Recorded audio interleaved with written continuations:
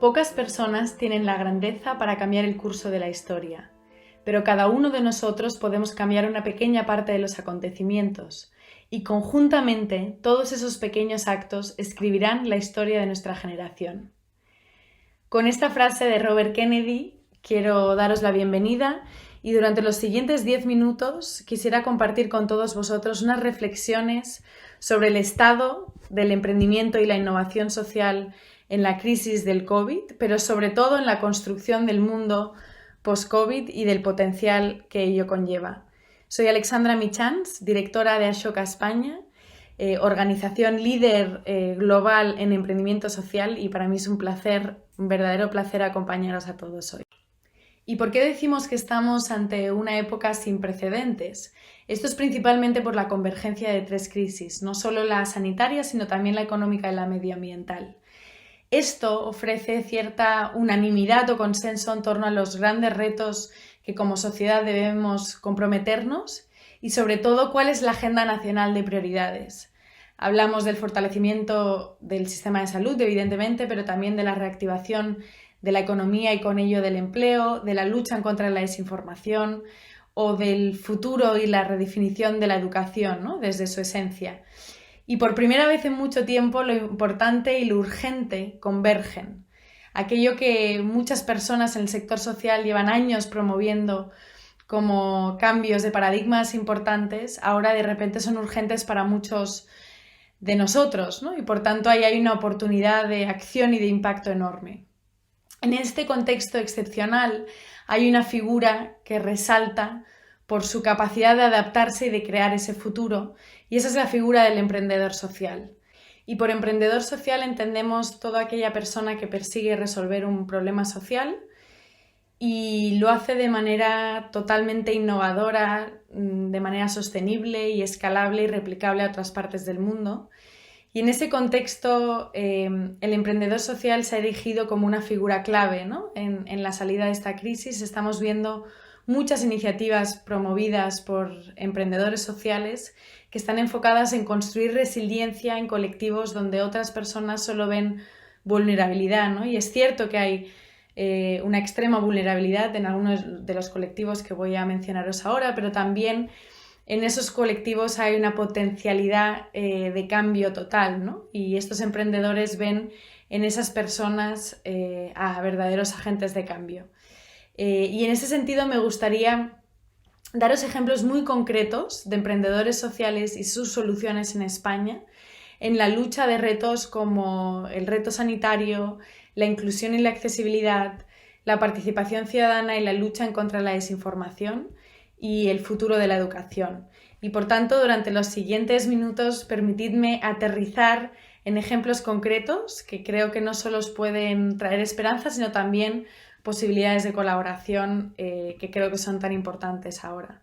Y quiero daros 6 ejemplos muy concretos de cómo emprendedores sociales de referencia están ofreciendo soluciones a la crisis del COVID.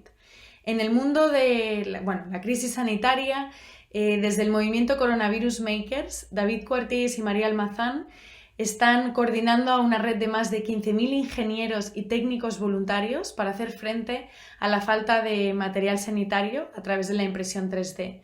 Están activando a miles de makers en el mundo para que sean parte de la solución y por tanto puedan producir y distribuir material sanitario ante la falta tan grave a la que nos enfrentamos, ¿no? Por otra parte, está la emprendedora Victoria Tortosa, fundadora de La Exclusiva, que lo que está haciendo es repartir materiales y alimentos y servicios básicos para las personas que viven en la España vacía, muchas de ellas mayores, y por tanto está trayendo esa necesidad básica a las zonas más remotas de nuestro país. En el mundo de las supervivientes de violencia de género, Ana Bella Estevez, con su fundación Ana Bella, ha reforzado su red de apoyo a las mujeres víctimas de violencia de género y está lanzando un mensaje de fuerza y de activación en torno a estas mujeres que se ven obligadas a vivir confinadas con sus parejas maltratadoras y por tanto un trabajo muy importante. Ante el reto de la desinformación, ¿no?, de la lucha de la desinformación, de los fake news, que es algo que que estamos sufriendo, ¿no? Todos nosotros en estas semanas. Clara Jiménez Cruz, con su plataforma Maldita, está trabajando sin parar para hacer frente al altísimo número de bulos relacionados con el coronavirus y ofrece no solo desmentidos, sino también formación para luchar en contra de todos los bulos, ¿no?, que circulan en torno al coronavirus, activando a una comunidad que ella llama malditos, ¿no?, de personas que se dedican a desactivar estos bulos, y por tanto os invito a que todos os descarguéis Maldita, su plataforma, y forméis parte de esta red de activadores, ¿no?, de soluciones en contra de estos bulos.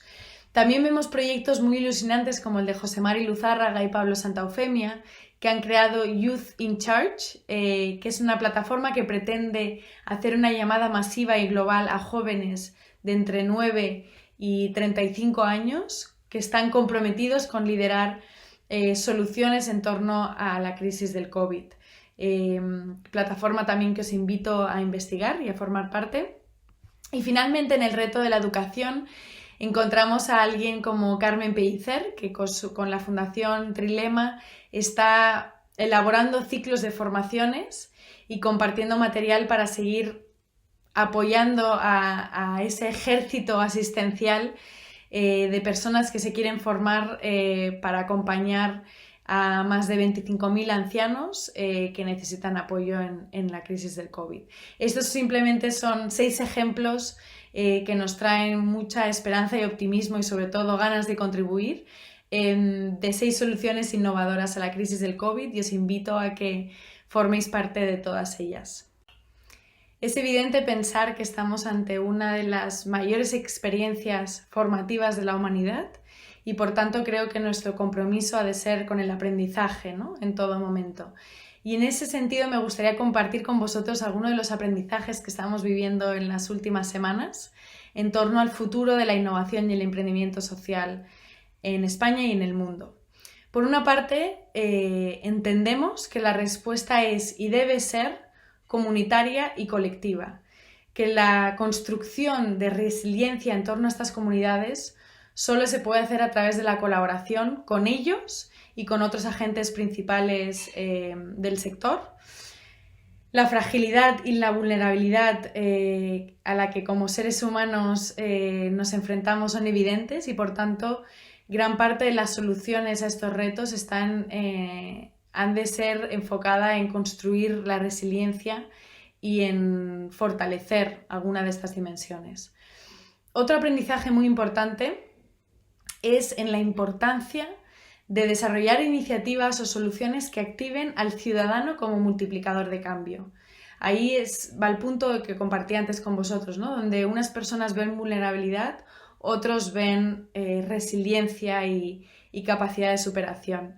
Existe un consenso nacional en torno a la responsabilidad que tenemos como individuos para hacer frente a la crisis, y el principio de que todo el mundo puede cambiar el mundo y todo el mundo puede determinar su futuro ha de ser un principio de diseño fundamental en estas soluciones, donde pongamos a la persona en el centro de la ecuación y diseñemos soluciones con ella y no solo para ella, ¿no?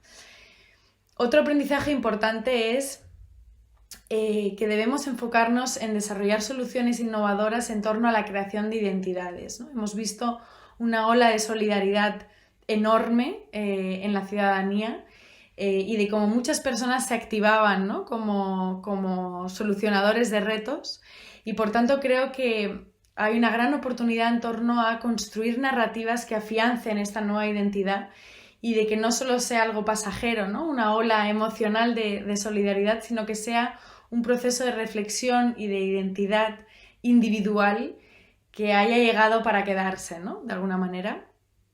Y esto también cobra mucha importancia, ¿no?, entendiendo que la incertidumbre pertenece, ¿no?, a esa nueva normalidad, y lo va a hacer durante los próximos meses y años probablemente, y de que seguramente esta crisis ha sido un gran preámbulo para prepararnos para la siguiente gran crisis, que sin duda y según muchos expertos va a ser la crisis climática, ¿no? Y por tanto todas las habilidades, la identidad colectiva que podamos afianzar durante esta crisis va a ser vital en nuestra resiliencia como sociedad ante la crisis que viene.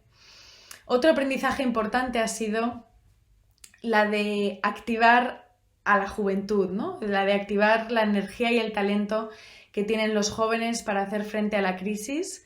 A lo largo de estas semanas hemos visto como muchas veces los niños y los jóvenes pasaban a un segundo plano a pesar de ser un colectivo muy vulnerable, ¿no? ante la realidad del confinamiento y de la falta de oportunidades, ¿no? educativas y laborales a las que se enfrentan. Y por tanto creo que es muy importante alianzas como la de Creating for Humanity, de Youth in Charge que os mencionaba antes y muchas otras que están enfocadas en activar a esa juventud en la definición del mundo que viene, ¿no? Y finalmente también invitaría a toda nuestra comunidad a reflexionar sobre la importancia de no solo enfocarnos en los síntomas de la hora que no funcionan, sino en el sistema en todo su conjunto. Entiendo que la urgencia ahora sea enorme, que muchos de nosotros estemos enfocados, ¿no? en paliar estas necesidades de urgencia, pero también os invito a que en todas vuestras iniciativas empresariales, personales, colectivas, no solo diseñéis para el mundo y la urgencia de ahora, sino que también penséis en las necesidades del sistema, ¿no? En cuáles dentro del sistema sanitario hay una necesidad imperiosa del corto plazo de la producción y distribución de material sanitario, pero también esta crisis ha traído conclusiones muy evidentes, ¿no? Sobre qué es lo que no funciona en el sistema sanitario y por tanto os invito a que siempre mantengáis este binomio, ¿no? Del corto plazo pero de largo plazo y de que juntos tengamos una reflexión sobre cuáles son esos cambios más sistémicos, ¿no? a los que como sociedad debemos enfrentarnos, entendiendo que el liderazgo que ejerzamos en el corto plazo va a ser determinante en el liderazgo del largo plazo. Y con este contexto es evidente pensar que es una locura hacer lo mismo una y otra vez esperando obtener resultados diferentes, ¿no? Si queremos crear un mundo alternativo, una nueva realidad, debemos hacernos preguntas diferentes a las que nos hacíamos hasta ahora y por tanto es momento de replantearse el enunciado, ¿no? y de entender dónde está la innovación allá.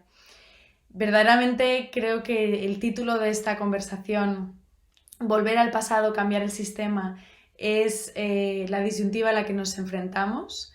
La pregunta es cómo innovamos para crear el futuro que queremos, ¿no? Y yo creo que entiendo que nos enfrentamos a un escenario de un teatro que ahora mismo está vacío y es momento de que las personas del público nos subamos a él y de alguna manera definamos la historia que queremos vivir, ¿no? y la narrativa de esos próximos años.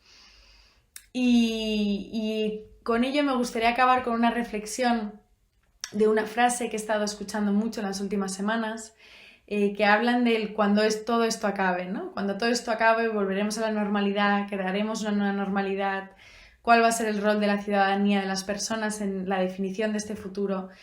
Para mí, cuando todo esto acabe es una invitación a hacer un ejercicio para asegurarnos que individualmente y colectivamente creamos el futuro que queremos ver, ¿no?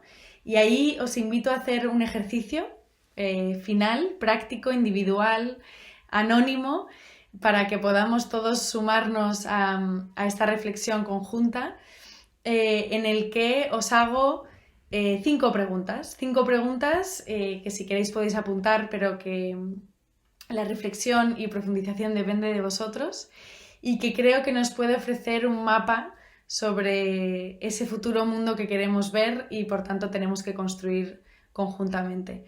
La primera pregunta sería, ¿sugiere al menos 3 realidades de entre todas las que se han paralizado en la crisis que preferirías que no regresaran una vez superemos esta situación? Primera pregunta, interpretación individual. La segunda pregunta sería, describe por qué cada una de estas realidades te parecen nocivas o peligrosas o incoherentes y por qué su desaparición ayudaría a poner en marcha unas más convenientes. Ahí es importante, ¿no? el porqué de estas ideas. La tercera pregunta es, ¿qué realidades hoy suspendidas te gustaría que volvieran con más fuerzas o que se reinventaran desde cero? La cuarta pregunta es, ¿qué te parece positivo de esas realidades, ¿no? ¿Y por qué crees que aportan coherencia o resiliencia de la que hemos hablado antes? Y finalmente, la última pregunta lleva todo eso a nuestro plano individual, ¿no? ¿Qué medidas, qué iniciativas apoyaríamos nosotros para ayudar a que las personas, los colectivos, las organizaciones que se dedican a crear estas nuevas realidades, qué habilidades y qué medidas necesitan para que nosotros podamos contribuir? Entonces, con esta reflexión final, estas 5 preguntas finales, os deseo una buena reflexión y sobre todo que os cuidéis mucho. Un fuerte abrazo.